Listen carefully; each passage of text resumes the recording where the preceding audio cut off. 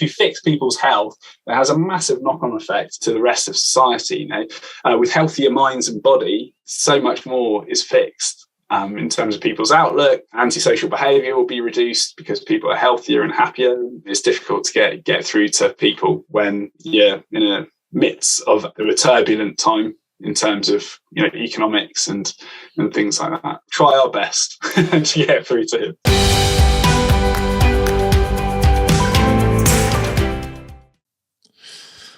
Okay, good morning, everybody. Happy Tuesday. We've got the honor of having special guest today.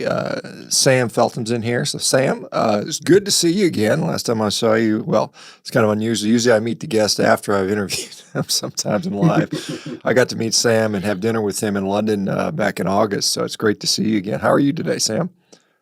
I'm good, thanks. Yourself? I'm also well.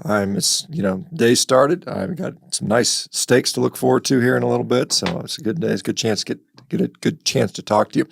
You are leading something called the Public Health Collaboration in the UK, as I understand, as we talked about. I met some of the folks, and I know quite a few of the members. Great bunch of people. So tell us a little bit. Well, for those that don't know you, tell us a little bit about your background. Yeah, so my professional career, let's start off with that. At university, I did kind of website design and graphic design and stuff like that. And immediately following university, actually before I went into work, I walked Land's End to John O'Groats, which is the most southerly tip of England to the most northerly tip of Scotland. So that's a walk of 1,000 miles, basically. And I did that immediately following university, just as kind of like a challenge before going out into the big bad world, which was absolutely fantastic. But following that, I went into work, and I worked as a website designer for a local company for about a year. And then I quickly got bored of that, but I'd earned enough money so that I could, go travel the world. And the one thing I had my heart set on was actually going to New Zealand to train as a snowboard instructor. And so I trained as a snowboard instructor out in New Zealand, Queenstown specifically, if anybody's been there or lives there. And from there, for the next 4 years, I was a snowboard instructor in Vermont, in Colorado, in the Austrian Alps, in the Swiss Alps, in Banff, in Canada as well. And I was always I was going back and forth between Northern Hemisphere and Southern Hemisphere. So I'd kind of like do Vermont, New Zealand, Colorado, New Zealand, and going here, there, and everywhere. Absolutely fantastic.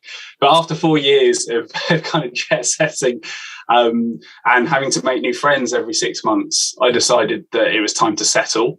And I decided to move back to London and managed to get a box room with my brother in central London.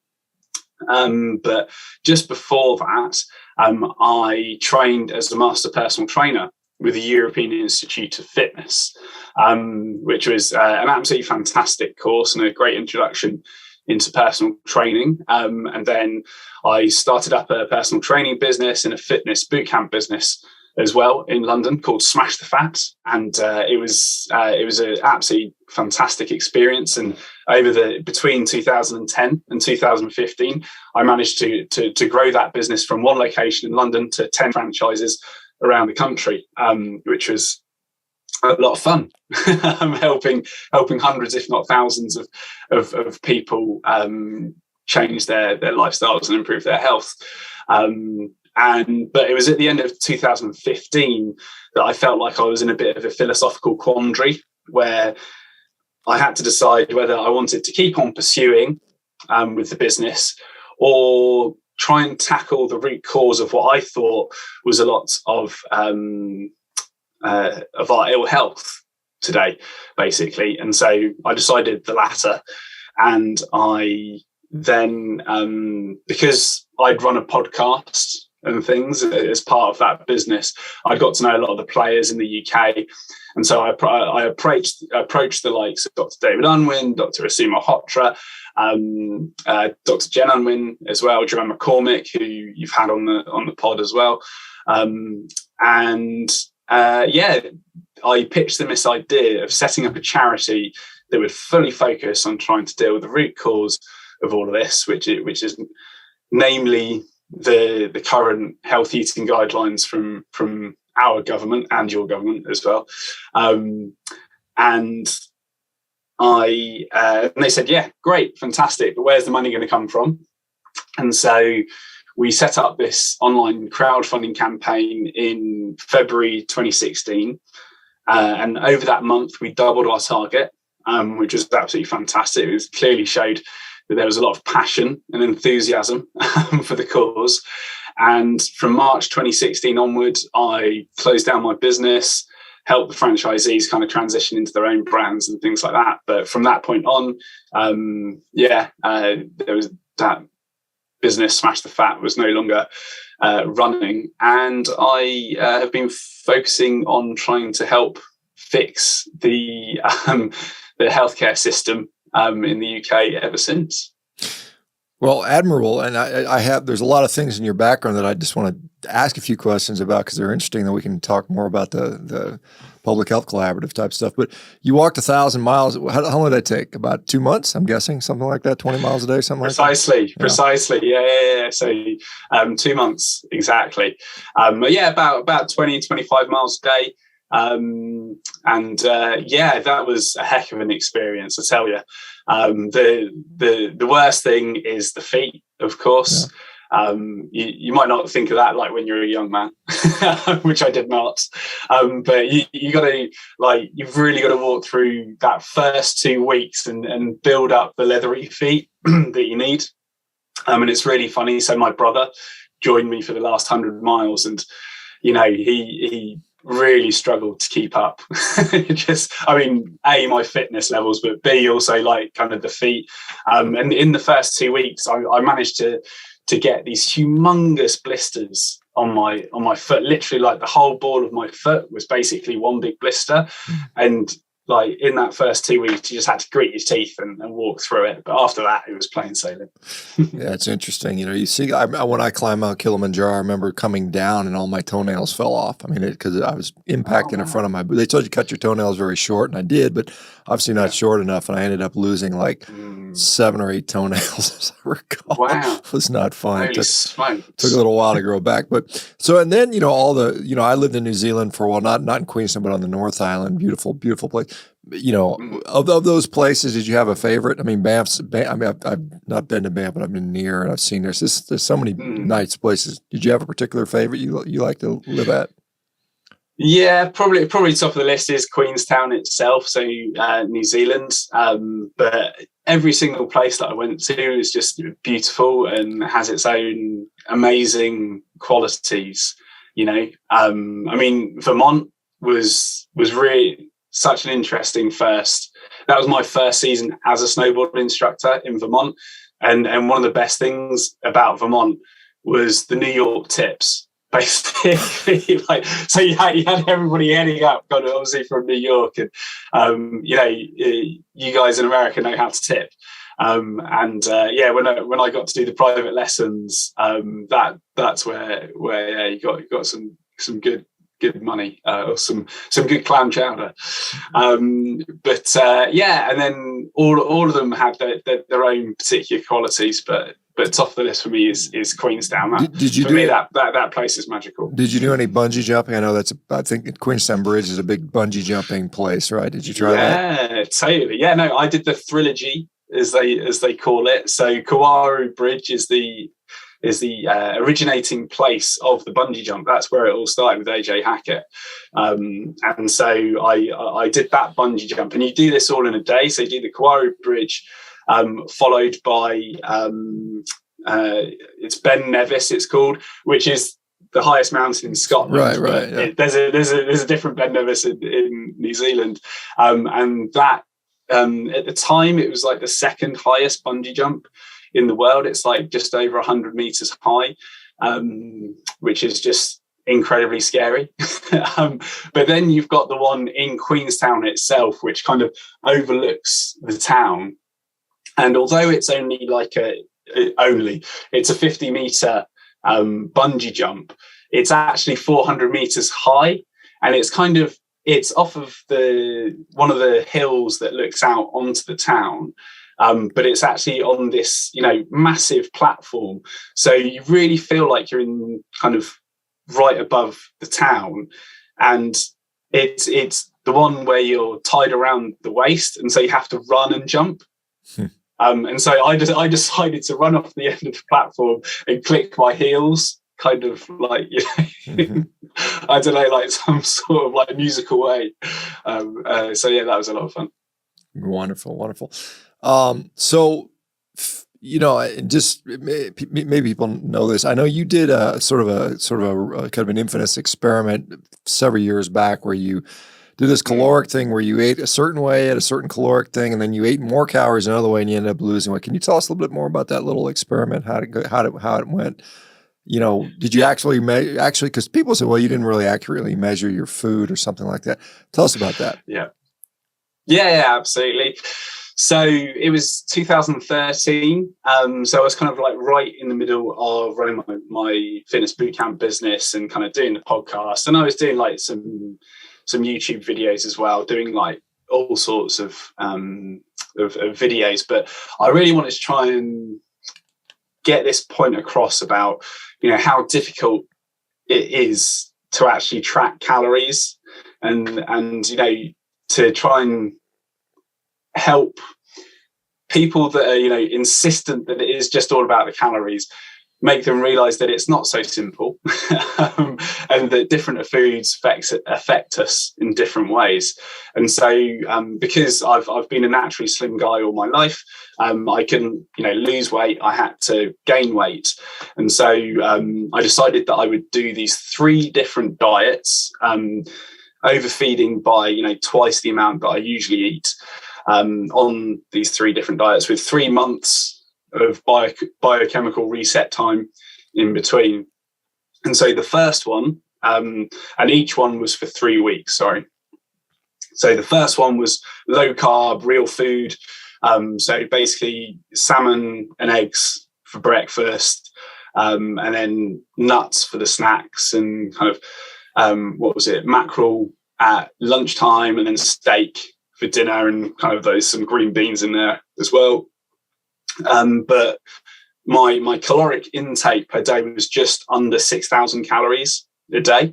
And over the 3 weeks, my calorie surplus after the protein thermogenic effect and then the loss of fiber and any exercise that I was doing was 47,000 calories.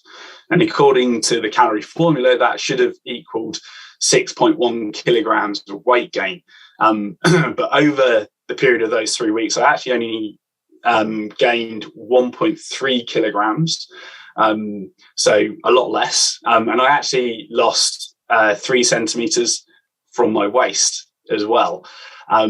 So potentially it was quite possibly muscle mass that I in fact gained because my waist shrunk at the same time.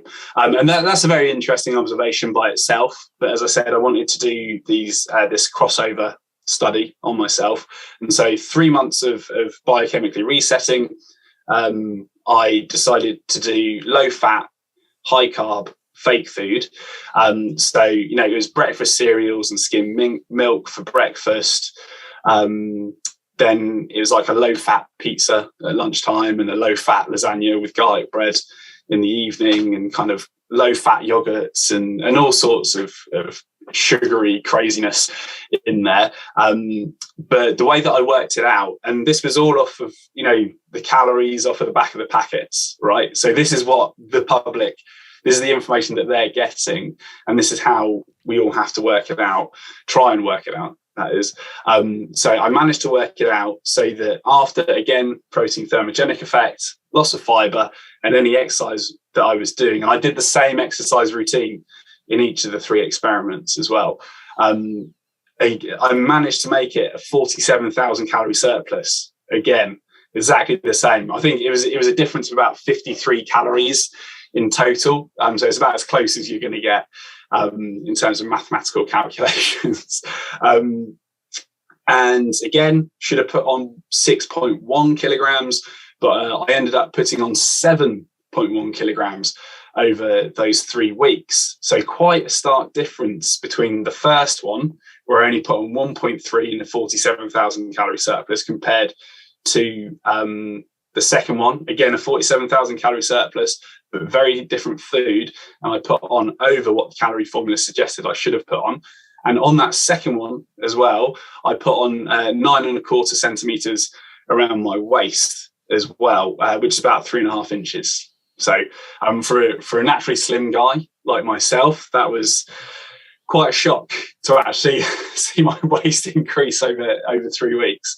And I did do bloods on that as well. You know, my triglycerides quadrupled, my HDL went down by a third, my glucose skyrocketed as well. I'd essentially given myself metabolic syndrome over those 3 weeks, which was rather shocking.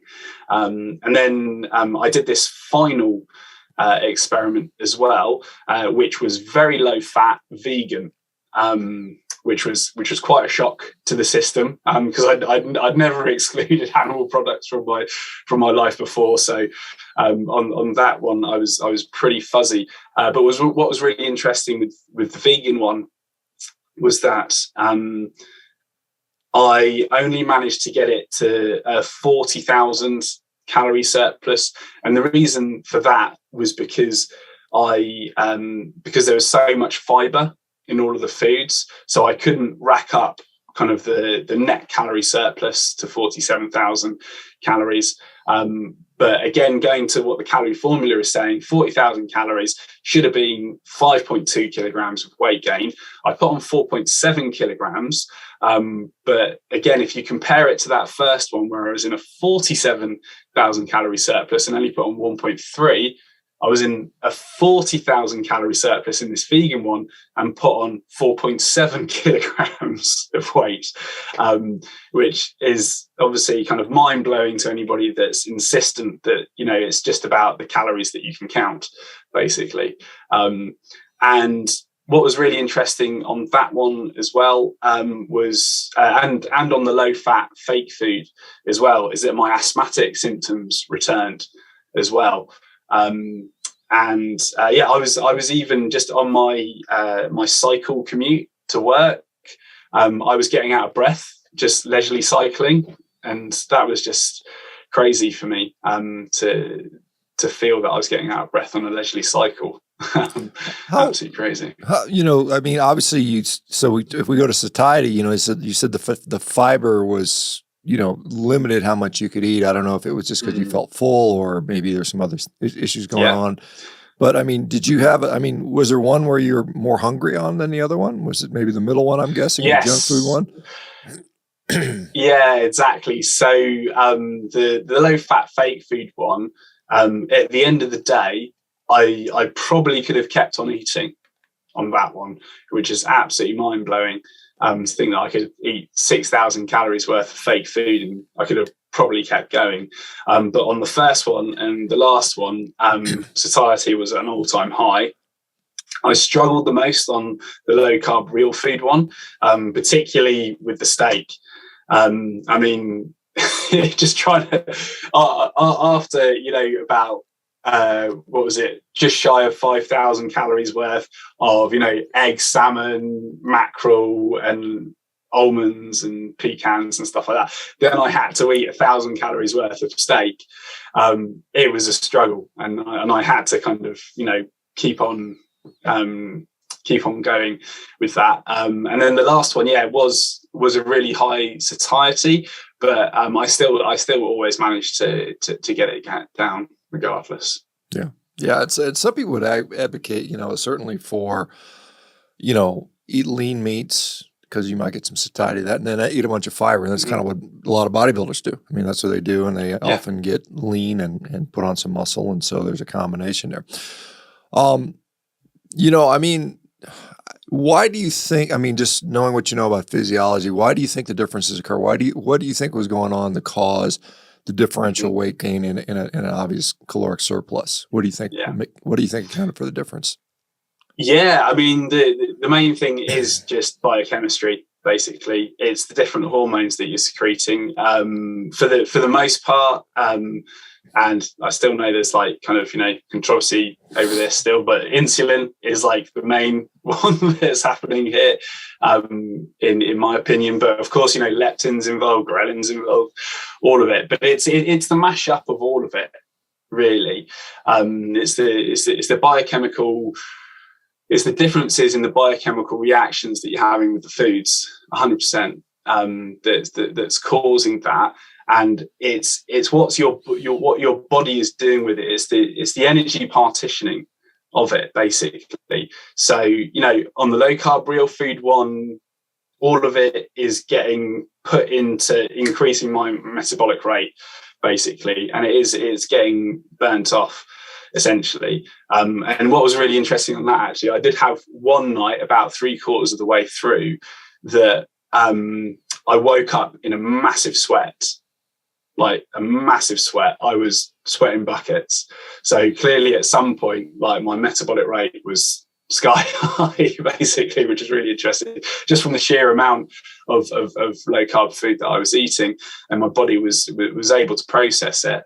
And then going to the low fat fake food one, and even, the very low fat vegan one to a certain extent, is that the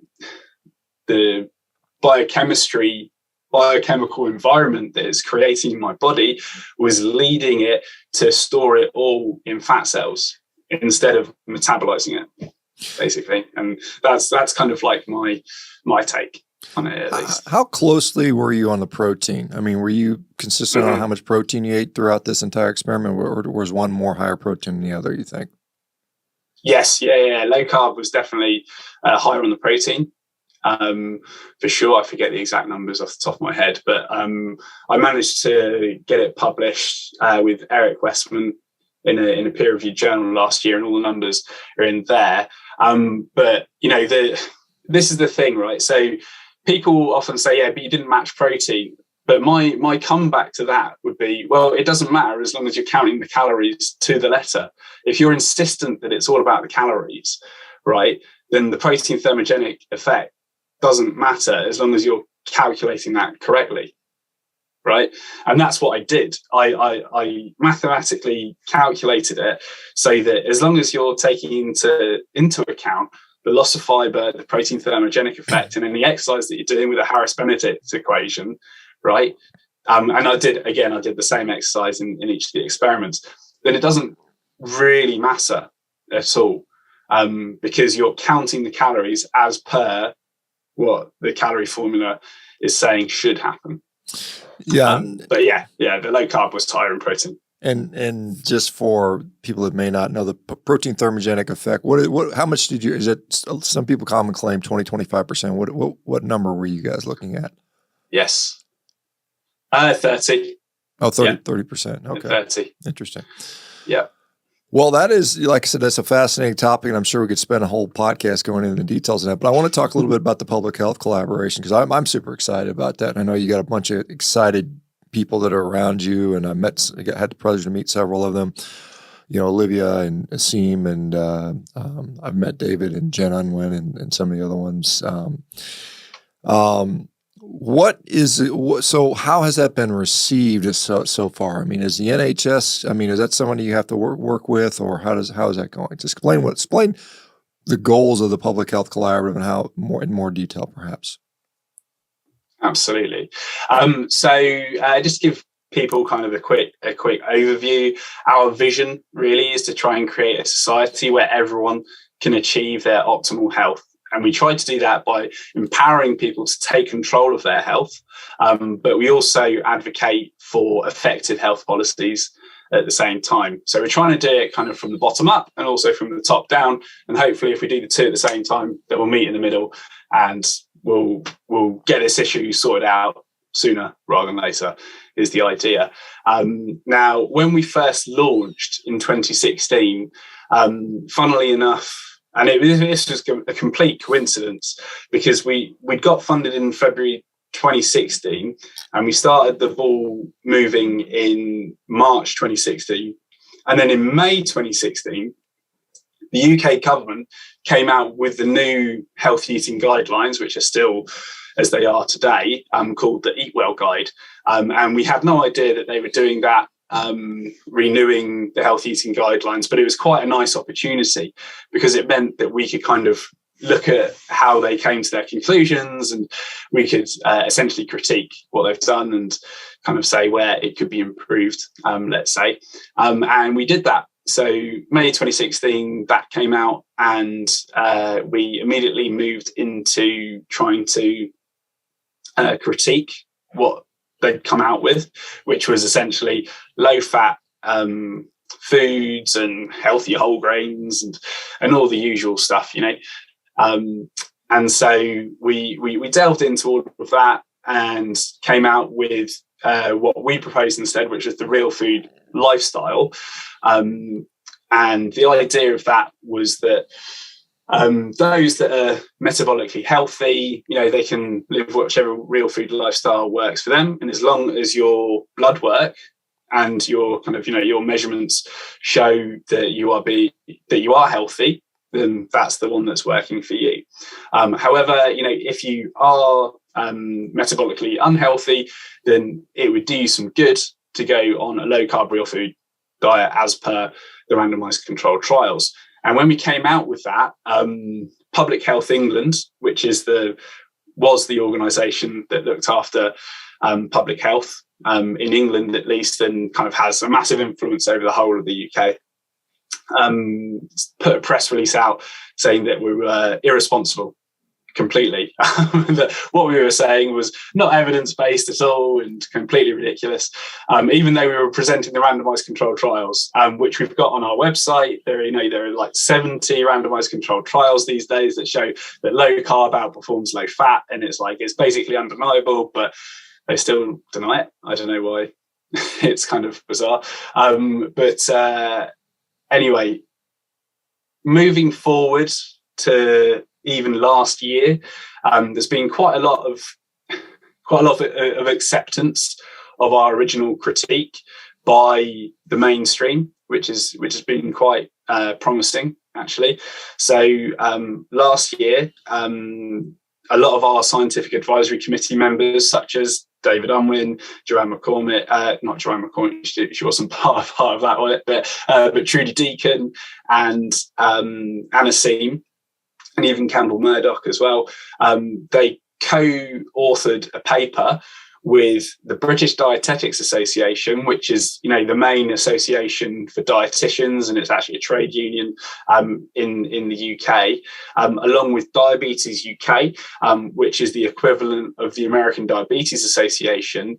They co-authored a paper saying that low carb is safe and effective for those with type 2 diabetes, and is a valid choice to put it into remission as well. So there's at least kind of that acknowledgement there, that the establishment is realizing that what we're saying, that, you know, focusing on reducing your carbohydrates is a good idea for a disease that is defined as carbohydrate intolerance, basically, which, you know, anybody could have told you, but, you know, at least they've accepted it now. And we can start to move on, and hopefully, we are starting to work within the NHS through the Lifestyle Club, which is our commissionable service to the NHS, so that people across the UK can access this information for free through the NHS, which is kind of a big deal that we're actually able to get this message out through the NHS now. So, do you know, I mean, and maybe, you know, maybe information, I don't know, probably it's publicly available. Do you know if like Public Health England gets funding from people that might have an interest in not having people go on a low carb diet or even a real food diet? Is that, because we certainly have that in the US. We have all these companies that are funded by Nestle and Coca-Cola and Pepsi, and it's kind of crazy to think that, but is that going on in the British Dietetics Association and in Public Health England? It is, absolutely it is. The British Dietetics Association, they were recently sponsored by what was it, Denon, which kind of does a lot of kind of sugary products, but also a vino or something like that. I think that's actually like a cream, but it's something like that, and it's like a breakfast biscuit thing. They were sponsored by that, and in Diabetes UK, they did a £500,000 deal with Britvic, which is one of the brands of PepsiCo, as well. And then if you actually look at the authors of our healthy eating guidelines, and Zoe Harcombe exposed all of this in a British Journal of Sports Medicine article titled what was it, Wealth Not Health, I think. But basically, vast majority of the authors of the Eat Well guide actually have conflicts of interest with industry. I mean, they're representatives of these membership boards, like the British Nutrition Foundation, and all of their members are McDonald's, Coca-Cola, Nestle, Kellogg's, the who's who of big brand food, basically. And so, yes, there absolutely are those conflicts of interest. And that's one thing that we're trying to advocate for, is to try and say, hey, wouldn't it be a good idea if dietary guidelines had authors that didn't have conflicts of interest? And, when you speak about this to regular people, they're like, is that not a rule already? And it's blindingly obvious that should be a rule already. And, those that are responsible for creating these healthy eating guidelines were happy to give the keys to the hen house to the fox. It's totally mind blowing.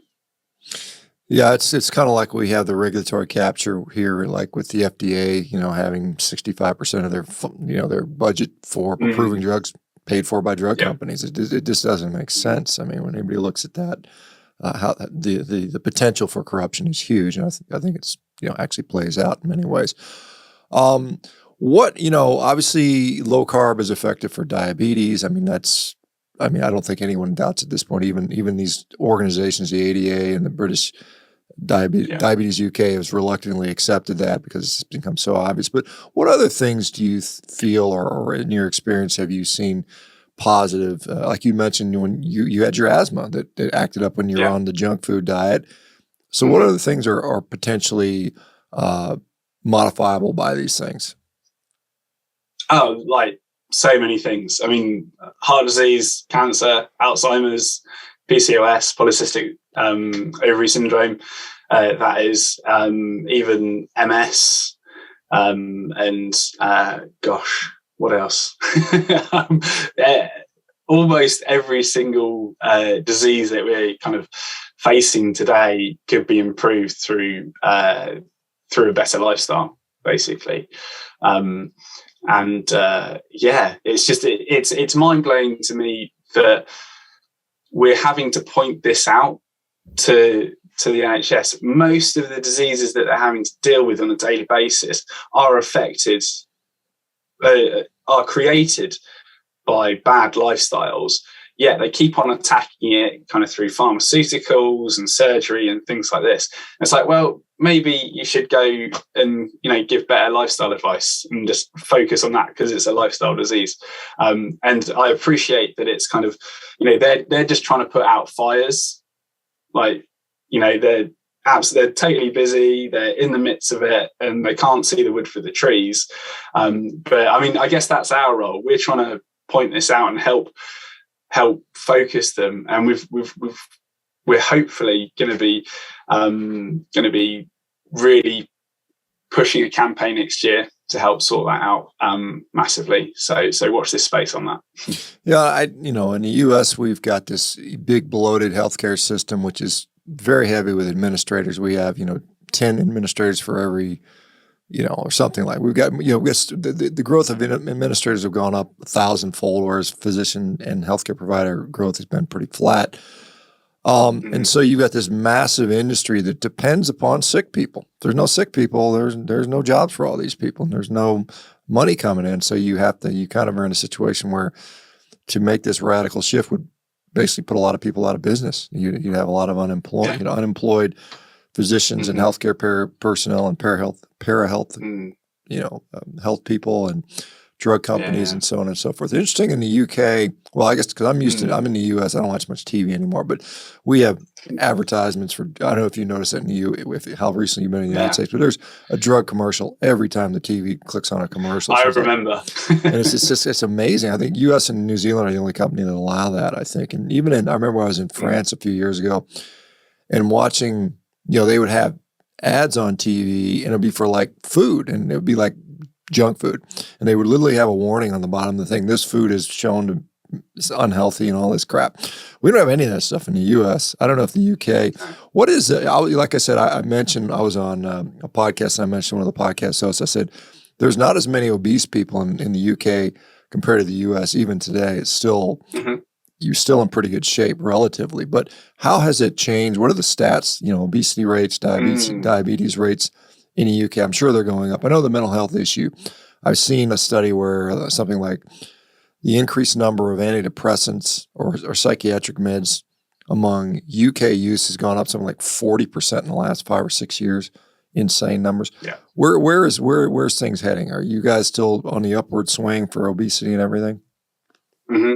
It's starting to stagnate a little bit, but we're the fattest man in Europe, as they say, basically. So we're leading the way in obesity in Europe. So in the 90s, it was at about 15%, and now it's at 20. I think it's actually 27 now. A couple of years ago, it's 25, but it's at 27, and over the next few years, it will probably increase to 30. And what's really worrying is children as well. That's rapidly increasing. That really worries me. All of this stuff worries me, but the children, it's absolutely shocking. How much they're being affected, and then that's just going to become generational. Then after that, it becomes a massive, like an even worse problem to try and fix. Trying to actually fix it now and be proactive about it would be a good idea. And it's quite a different situation compared to America, although we're kind of, we're on the same-ish upward trend in terms of obesity and type 2 diabetes. We're usually about 5-10% behind you guys, but we'll catch up to you eventually. But in terms of how we're actually going to be able to fix this, because we have the NHS, we can actually fix it relatively easily, and because it's this government organisation, it's actually in their interest to do it because it's going to save them money. So you mentioned about David Unwin before, and so his case study is that through his interventions with his patients, he's reduced his practices drugs for diabetes bill by £50,000 per year compared to all of the other practices in his area. And so if we were to replicate that across all of the GP practices across the UK, we'd be saving the NHS £500 million straight off the bat, basically. And that doesn't even take into account all of the other diseases that it has an effect on, and also the prevention of all of the surgeries, and the big cost of type 2 diabetes is in the surgeries, because you've got amputations and retinopathy and things like that. So it costs the NHS £10 billion per year. Type 2 diabetes does, and £2 billion of that is the drugs, and £8 billion of that is the surgery. So if we can prevent people from going to surgery in the first place, then we can take out that cost entirely. So ultimately, we could save them, almost £10 billion per year, which would be a nice sum of money to put elsewhere, basically. Yeah, with the UK system, particularly the NHS, it's not a for-profit sort of system, whereas in the US we have for-profit health, and so you make money by cutting somebody's leg off. I mean, that's the end of the day, you're actually making money on that. It's actually an amputation is a relatively profitable operation, as sad as it may seem. And I unfortunately had to do a lot of them. I did a lot of amputations on diabetics, and never it was one of my least favorite operations. I can tell you, I never liked doing it. Like, it seemed like such a waste. Do you, like I said, outside of the criticism you got back by the healthcare UK or whatever, or England, healthcare England, are you still getting a lot of negativity or criticism towards what you're doing? Less and less. There are still kind of like those holdouts that are, still saying that fat causes heart disease and things like that. But there's a real shift, and a lot of it is coming from GPs on the ground, family doctors on the ground that are dealing with this on a daily basis, and they're implementing this in their day-to-day work, and then seeing the HbA1cs just drop like that, and you can't unsee it, and you want to pass that on to other people as well. So I believe in the UK that it's a ship that has sailed. Basically, it's all going in the right direction, and before too long, it's going to become undeniable, and that's the hope that I want for the public health collaboration is to make this undeniable, so that then everybody gets on board with it and we fix it as soon as possible. And this is, we'll shift gears a little bit. There's obviously there's a big plant-based push throughout the world. A lot of, I think it's mostly a corporate push to get people to eat the cheap, highly processed food, quite honestly. And the UK is one of the places where there is a higher percentage of vegans than, say, some of the other Western countries. It's one of the vegan capitals of the world, quite honestly. And recently we're seeing a lot of, activism directed at, sort of getting rid of dairy. They're in Harrods pouring milk out on the floor and doing all this nonsense. What is the overall? I mean, like I said, you see stuff on the news and then you talk to real people, and the real people are like, "What the hell? This is silly." I don't know. What is your sense when you talk to normal people, not internet people, but normal people about what's going on? Yeah, I mean, regular people just think, "What on earth is going on with all this?" And I mean, like all of the extreme actions that a lot of activists are taken, perceived as craziness, and it's creating a lot of pushback. They're shooting themselves in the foot by doing that sort of thing. It's not productive in any way, shape, or form. Even if people felt like they had a point. They'd still see what they're doing, like gluing themselves to trains and, sitting down on motorways, highways, and things like that. And it's like, well, that's just completely disruptive to daily life. So what on earth are you doing? That's really annoying and frustrating. And I'm just, people just aren't going to buy into it. From my day-to-day interactions with regular people, people are definitely not up for all of this, basically. And so you guys now have a new prime minister. I mean, it's just kind of a very, you had one for 45 days and now you got another one. Do you know any idea on the new one? Is he going to be beneficial to what you're doing? Is he going to be is there any way to tell that? I mean, from my understanding, he wasn't really elected. He just kind of got appointed somehow. I'm not sure how it works. Yes. Yeah. So, it basically what happened is that obviously, Liz Truss tried her new way, which was an old way of doing things for 45 days. And, the Conservative Party didn't particularly like it in the end, and so they decided that she should step down, and then Rishi Sunak, who's the new prime minister, he came in, and the reason that he came in kind of quote unquote unelected was because there were no contenders, essentially. So there could have been a contender, but what probably happened, and it might have been Boris Johnson again, he might have come back from the quote unquote dead, or it could have been somebody called Penny Mordaunt, and you need, I think, the support of 100 MPs to get your candidacy properly put forward.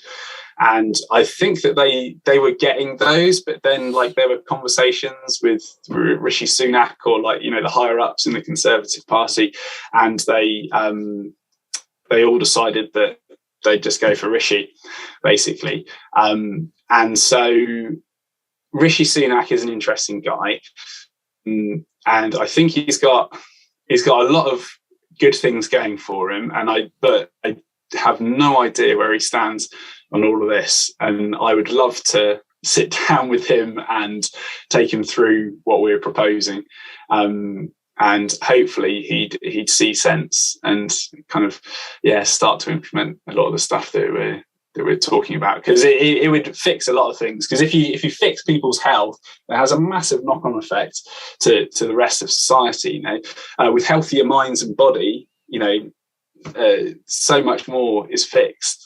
In terms of people's outlook, antisocial behaviour will be reduced because people are healthier and happier, and all of that jazz. But it's difficult to get through to people when, you know, you're in a midst of a turbulent time in terms of, you know, economics and things like that. So we'll see. We'll try our best to get through to him. Yeah, that point that you made about, and I've made this too, I think when people are healthier, then the social dynamics are so much better. When everybody's sick, mentally ill, depressed, anxious, they don't get along very well, and you have a lot of this tension that's around there, and it often can overspill into violence and stuff like that. So it seems to me, like you said, if I were the leader of a whatever, I would very much want my people to follow me to be healthy. You know, it just would make it's almost an embarrassment. Yeah.